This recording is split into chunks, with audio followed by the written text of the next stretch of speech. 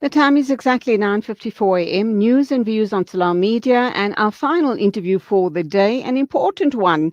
It has to do with the South African driver's license cards, the new driver's license cards. We are told it is scheduled to begin in November 2023. So, what does that mean for you and I? The implications. What about people like myself who is due to renew the driver's license in, I think mine is February 2023. How does that impact on me? And how is this all going to roll out? Because we also understand that all the equipment for the current licenses are almost obsolete. Wayne Duvenage from Outer, CEO of Outer, is here to talk to us about this matter. Wayne, a very good morning. Once again, welcome to the program. Nice talking to you. Nice to be with you this morning. Thank you. Okay, so this whole new situation regarding new driver's license cards, we understand it begins in November 2023. What are the pros and cons of the new license cards? Well, the country is in need of a new card. It needs to be conducive to international protocol from security's point of view, so there's less, fraud and manufacture of illegal licenses is what the new card system will do to prevent that. It is also going to integrate with the Home Affairs systems so that we are issuing licenses to the right people. So it's got a lot of pros, and I think it's long overdue. It should have been in place, and this thing's been in and out of tender process for the last 3 to 4 years. So it's necessary. I don't think it impacts on anything else from the point of view that if you have the old format card, that will still be in place until it becomes time for you to renew that card. And yeah, we look forward to this new process being rolled out. Our concerns are the costs and the length of time it's taking, and we'll be watching the tender process for the new card printing machine, because we know all too often that somewhere along the line somebody's friend gets the contract to buy the machine. It's a process. You've just preempted my next question. Okay. The validity period for obviously the new cards. And I'm also wondering, I did say that I need to renew my driver's license in February of next year. But if the new cards are being introduced in November, does that mean I'm going to have to pay twice? Or do I hold on to my renewed card in February till it expires? So once again, we're talking the validity period. Yeah, so we have put forward a proposal to government to increase the validity period to 10 years. And I think they've also done their research. They were appreciative of our work, and all indications from the input provided by the Transport Minister recently last week is that they will be considering increasing that period, whether it's to the full 10 years or whether it's 8 years, because some countries around the world have 8 years, others have 15. So it remains to be seen. But let's say it is extended to 8 years and yours is due for renewal next year.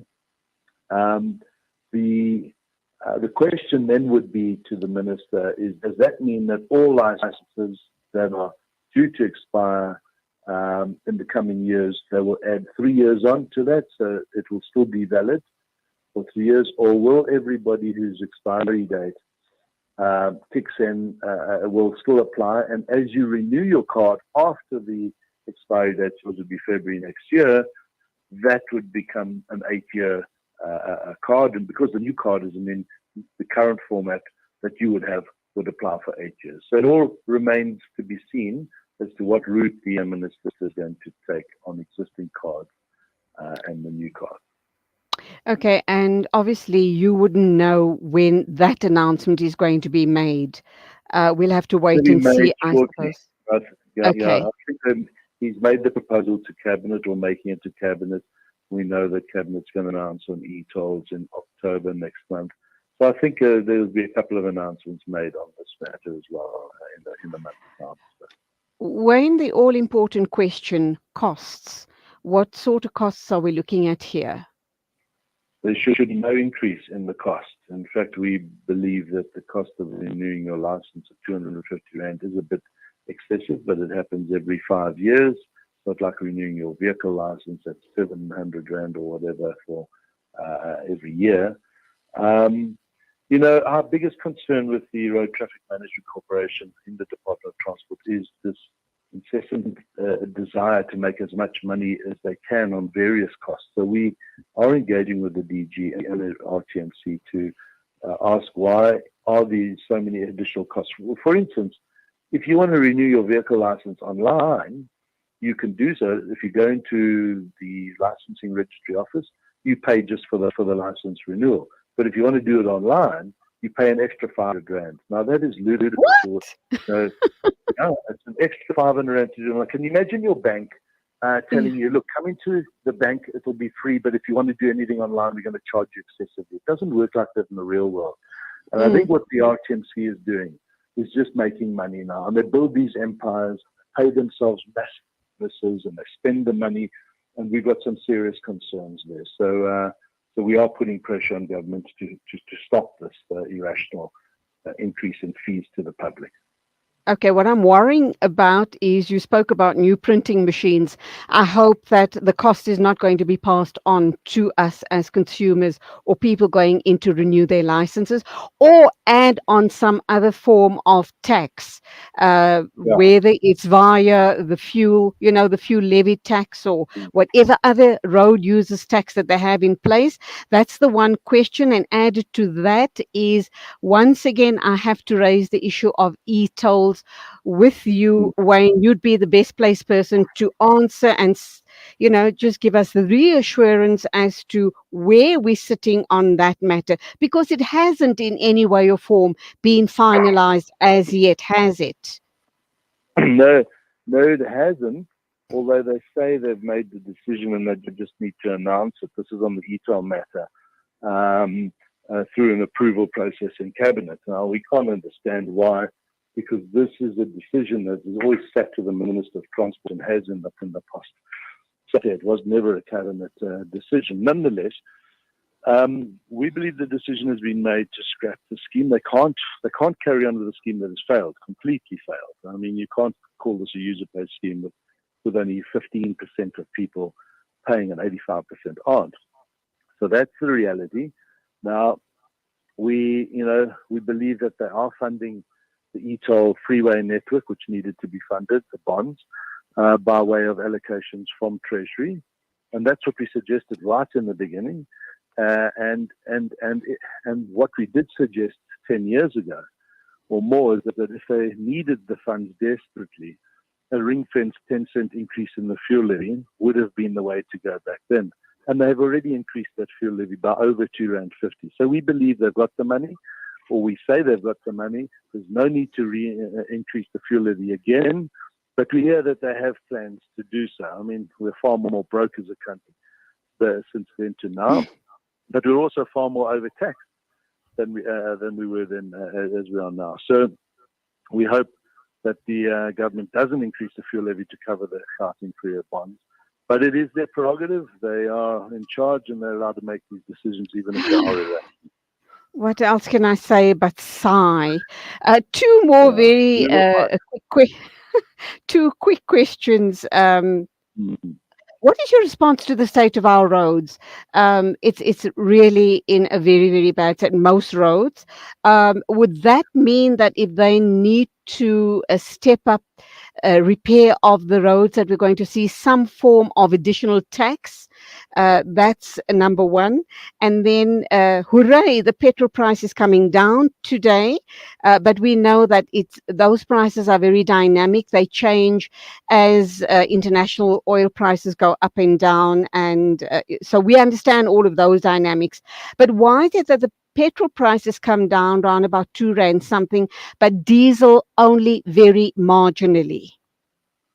Well, it fluctuates. Sometimes diesel is higher and sometimes diesel is lower. And it is an unregulated element of the petrol price. And diesel undergoes a different manufacturing process. And when demand is high for energy requirements internationally, then the price stays a bit higher. So it will come down a bit less. That's what's happening right now. Mm. To your point on the roads, I mean, our roads are in a shocking condition. Not so much the national roads, especially the twins, because they are collecting money and financing their maintenance and upgrading. The problem is with our regional roads and our metros and towns, where money is allocated to the provinces or to the municipalities, and municipalities collect their own funds as well, and they don't spend it wisely. So the MECs for transport in all the provinces, except I think the Western Cape, seems to not have as big a problem. We do see that the MECs are not allocating the funds and spending it for the intended purpose. And again, we're meeting with the DG on this matter, saying, if the Free State is not going to fix its regional roads, across which so much, agriculture and transport and get to and from markets, and it's becoming dangerous to travel on those roads, then they need to be held to account. They are remiss, and they misspend this money, they overspend. We believe around 1 kilometer for every 3 kilometers paid for. And that's a sad reality due to corruption, friends getting jobs, unqualified people getting these maintenance jobs, and they don't repair them properly, they don't resurface properly, you have to redo it again within 5 years. It is ludicrous the way our government is conducting itself when it comes to these big infrastructure contracts. Hopefully, the penny on to drop, and the Treasury is going to have an exercise a lot more so that we get the goods that we need. Very quickly, Wayne, I can't let you go without you telling us how you managed to run such a successful organization as OUTA. It is dependent on the ordinary person on the street. Please tell us how we can make a positive difference to OUTA.